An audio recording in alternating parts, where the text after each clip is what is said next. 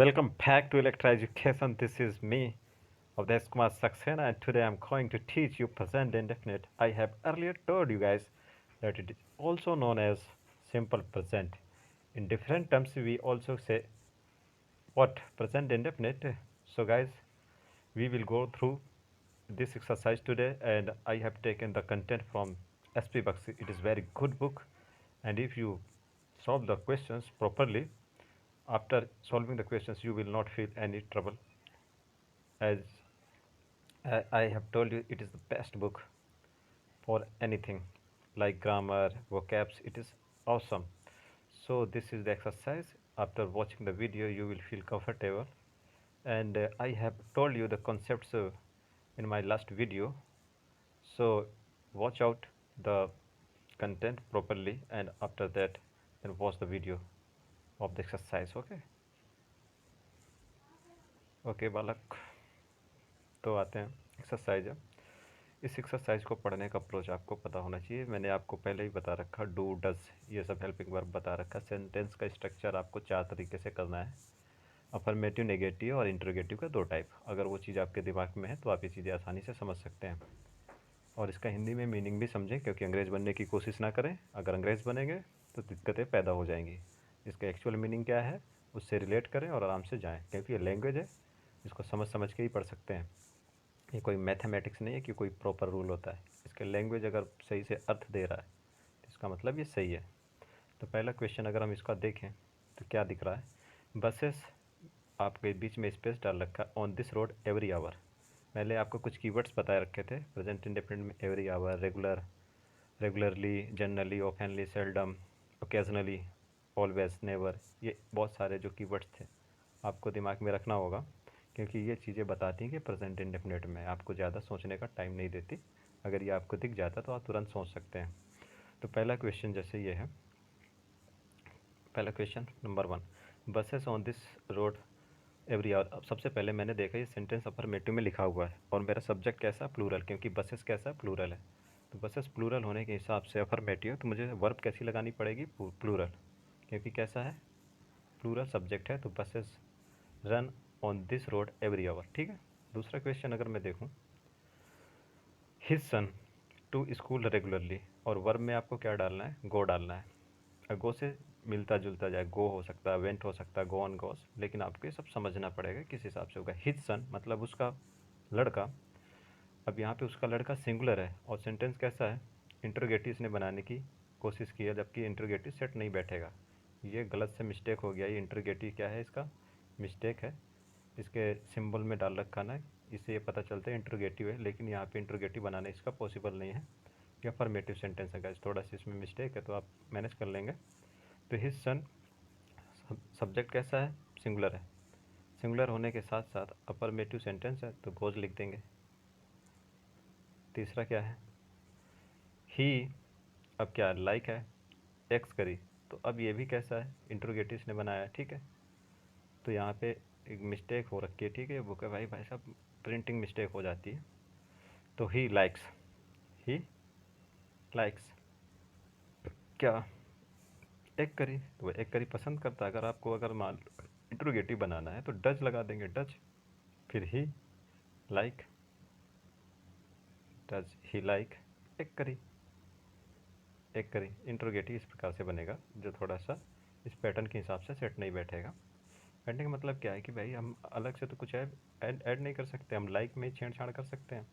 तो समझना भावनाओं को। और बाकी आप तो इसका इंट्रोगेटिव भी बना सकते हैं, कोई इशू नहीं है, लेकिन ये जो क्वेश्चंस पहले से मेंशन है उसमें थोड़ा स्ट्रक्चर में चेंज करना पड़ेगा। तो एज इट इज़ जैसे एक्सरसाइज आप वैसा बनाने की कोशिश करें। तो पहला फिर से मैं समझाता हूँ, 3 क्वेश्चन हो गए। बसेस प्लूरल है तो इस वजह से मैंने रन लिखा है, और हिज सन सिंगुलर है इसलिए मैंने गोज लिख दिया है, और ही लाइक्स यहाँ पे सिंगुलर है इस वजह से लाइक्स लिख दिया है, और बसेस प्लूरल था तो रन लिख देंगे, इसमें कुछ भी छेड़छाड़ नहीं करना, और ये गोज कर देंगे क्योंकि हिज सन कैसा सिंगुलर है। चौथा क्वेश्चन देखते हैं, इसको इरेज करते हैं डेटा को।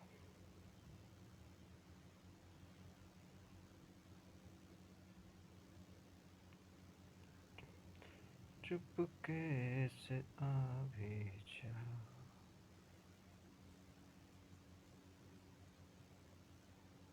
ओके। अगर मैं चौथे क्वेश्चन की बात करूँ, चौथा क्वेश्चन इसमें क्या लिखा, he in the gym daily, okay, तो नॉट प्रैक्टिस, ठीक है। तो यहाँ पे नॉट प्रैक्टिस का सेंस दे रखा है। नॉट प्रैक्टिस का सेंस का मतलब क्या है कि नॉट प्रैक्टिस के सेंस से आप ये आइडिया लगा सकते हैं कि आपको नेगेटिव सेंटेंस बनाना है।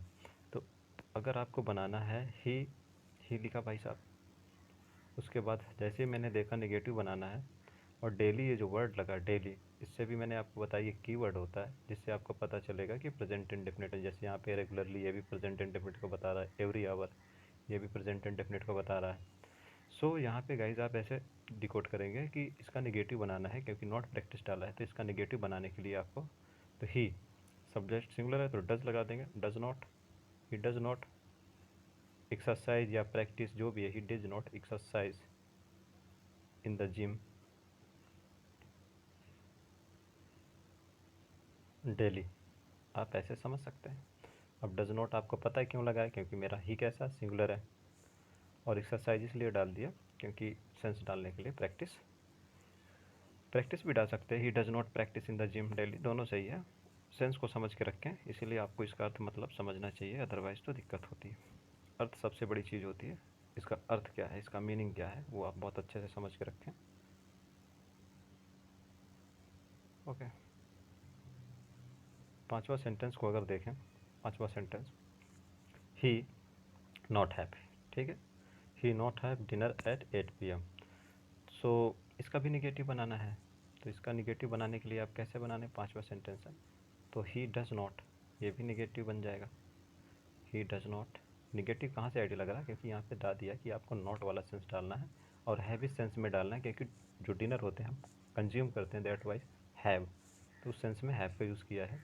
ही डज नॉट टेक लगा सकते हैं, he does not take dinner at 8 PM,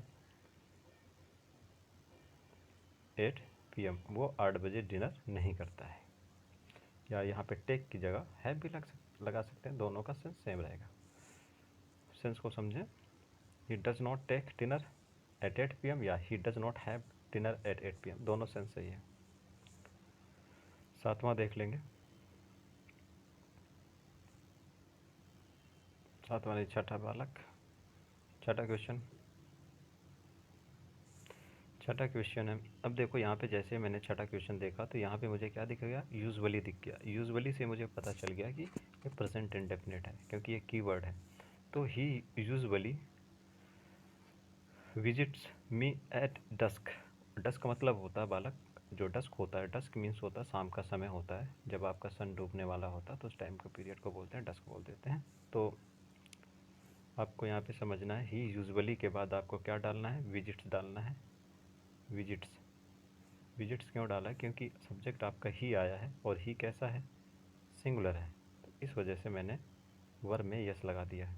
okay, सातवां देखते हैं,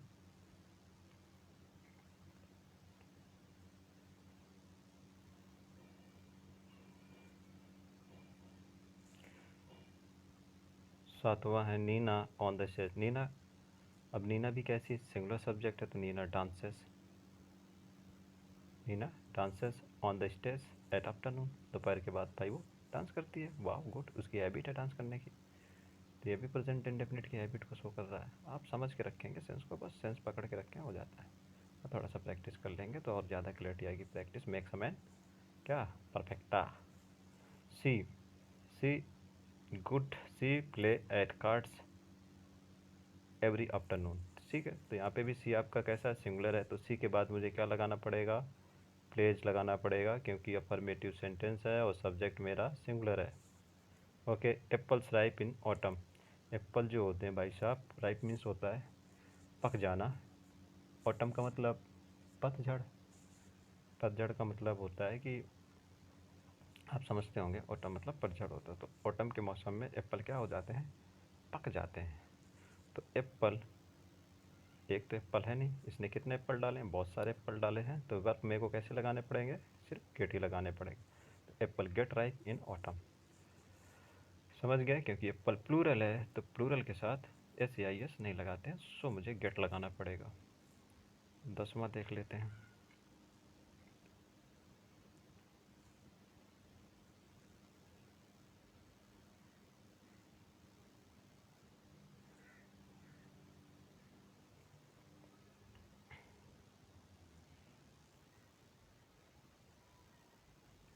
10 बार द लास्ट बस यहाँ पे कौन सा वर्ड डाल दिया भाई? नॉर्मली।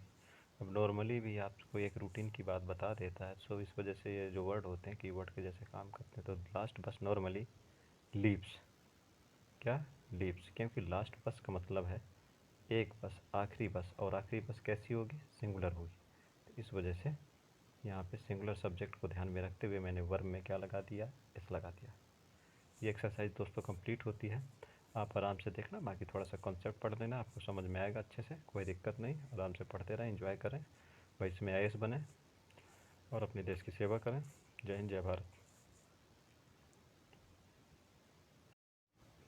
दोस्तों ये थोड़ा सा एक्सेप्शनल केस है और ये सब कंपटीशन में यूज़ होता है, तो अगर आप अच्छे से पूरा कंपटीशन तक का फिनिशिंग टच देना चाहते हैं तो ये सब चीज़ देख लेना। और ये जो प्रेजेंट इंडेफिनिट मैंने पढ़ा है, इसको पढ़ने के बाद अब आपको कहीं से भी पढ़ने की ज़रूरत नहीं पड़ेगी, तो इसे ध्यान से देख लेना।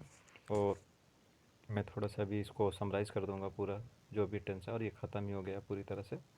थोड़ा सा आप छोटी बुक हो या कहीं से भी बुक हो, उसको प्रैक्टिस करते रहना, बाकी समझ में आ जाएगा आपको। जितना कंटेंट मैंने दे रखा है इससे ज़्यादा आपको कहीं ढूंढने की ज़रूरत नहीं, ये सफिशिएंट है। सो यहाँ पे ये समझने वाली बात ये है कि अगर कोई फैक्ट है, हिस्टोरिकल फैक्ट है, मैंने जैसे बताया कि वो परमानेंट एक्शन होता है हिस्टोरिकल फैक्ट, क्योंकि वो पास्ट में ख़त्म हो चुका होता है। जैसे कि यहाँ पे देखें, now Netaji enters address the Indian soldier.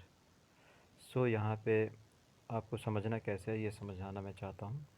यहाँ पे ये समझना है आपको, एक मिनट, कि इसका जो होता है इसका फ्यूचर के सेंस में भी यूज होता है। कहाँ पे? फ्यूचर के सेंस में, फ्यूचर के सेंस में यूज़ होता है, पहला पॉइंट। दूसरा क्या है कि हिस्टोरिकल, जैसे हिस्टोरिकल फैक्ट्स हैं, हिस्टोरिकल फैक्ट्स हैं मतलब पास्ट की जो बातें हैं, जैसे आप न्यूज़पेपर देखते हो, फैक्ट्स बन जाते हैं, या नियर फ्यूचर में क्या होते हैं? यूज़ होने वाले होते हैं। तो अभी कभी भी आप देखेंगे कि जो न्यूज़पेपर होता है उसका जो हेडलाइंस होता है वो ज़्यादातर प्रेजेंट इंडेफिनिट में ही लिखा होता है। आप नोटिस करना, उसकी वजह यही होती है कि वो हिस्टोरिकल फैक्ट या तो बताता है या तो नियर फ्यूचर की बात करता है। दैट्स वाई वो प्रेजेंट इंडेफिनिट में लिखता है पूरा अपना हेडलाइंस। तो कॉन्सेप्ट यही होता है कि आपका अगर हिस्टोरिकल फैक्ट्स है तो उसको प्रेजेंट में लिखना है, और अगर आपका नियर फ्यूचर है, जैसे जस्ट एक दो दिन की बात हो रही है या कुछ एक दो वीक की बात हो रही है, आपका सेंस ऐसा है कि नियर फ्यूचर की बात कर रहे हैं, तो उस सेंस में भी आपको ये दोनों tense, single tense present indefinite इस सेंटेंस में यूज़ हो सकते हैं। तो और ऐसे क्वेश्चन आपको देखने को वहाँ पे मिलेंगे, जैसे एसएससी वगैरह है, बैंक में है, वहाँ पे आपको देखने को मिलते हैं। तो वहाँ पे अगर आप गलत कर देते हैं कि या भाई नियर फ्यूचर में नहीं, इसमें हम विल सेट डालेंगे, अगर उसमें से आई ऐसे यूज हो रखा तो उसके साथ छेड़छाड़ न करें। क्यों? क्योंकि वो फ्यूचर का भी सेंस रखता है। तो ज़रूरी नहीं कि विल सेल आए तभी आपको समझ में आए कि फ्यूचर का सेंस है। प्रेजेंट इंडेफिनिट में भी नियर फ्यूचर के सेंटेंस लिखे जाते हैं, ये समझाना चाहता हूँ। तो यहाँ पे समझने की बात जैसे ये है कि now Netaji इंटर्स and address the Indian soldier. अब ये बात हो रही सुभाष चंद्र बोस की बात में। नेताजी थे भाई साहब, वो क्या करते हैं कि अब वो इंटर करे और क्या कर रहे हैं? अपने सोल्जरों को भाषण दे रहे हैं, संबोधित कर रहे हैं, एड्रेस दे रहे हैं। एड्रेस का मतलब यहाँ पे भाषण देने से। Now Arjun shoots arrow at Bhishma. अब भाई साहब अर्जुन भीष्मा पे तीर चला रहे हैं, मतलब तीर मारते हैं। तो इस प्रकार का सेंटेंस देगा। तो अगर आप इसको फ्यूचर से रिलेट करेगा तो ऐसे होगा कि अब नेताजी प्रवेश करेंगे या घुसेंगे जहाँ पे घुसना होगा उनको, जैसे मान लो असेंबली हॉल है या कोई फील्ड है, नेताजी घुसेंगे और अपने सोल्जर्स को भाषण देंगे। ठीक है, ये सेंस हो गया। दूसरा है कि अब अर्जुन भीष्मा पे तीर चलाएंगे, तो ये नियर फ्यूचर का सेंस रख रहा है। दूसरा है the prime minister arrives from New York tomorrow. तो अब यहाँ से कि अब यहाँ पे देखो कल जो है, ध्यान से समझो, फ्यूचर की बात हो रही है कि अब जो है पहले वाले सेंटेंस में प्राइम मिनिस्टर है न्यूयॉर्क से, अराइव्स फ्रॉम न्यूयॉर्क टुमारो, तो कल पहुँचेंगे, मतलब अमेरिका के जो भी है, अमेरिका का न्यूयॉर्क से कल पहुँचेंगे prime minister. Okay, he leaves his job next week. वह अगले महीने, अगले हफ्ते, नेक्स्ट वीक अपने मतलब अगले हफ्ते अपनी जॉब को छोड़ देगा। ये छोड़ देगा, तो अब यहाँ पे देखो लिखा तो भाई साहब ये प्रेजेंट इंडेफिनिट में है, लेकिन दे कैसा रहा फिर? फ्यूचर का।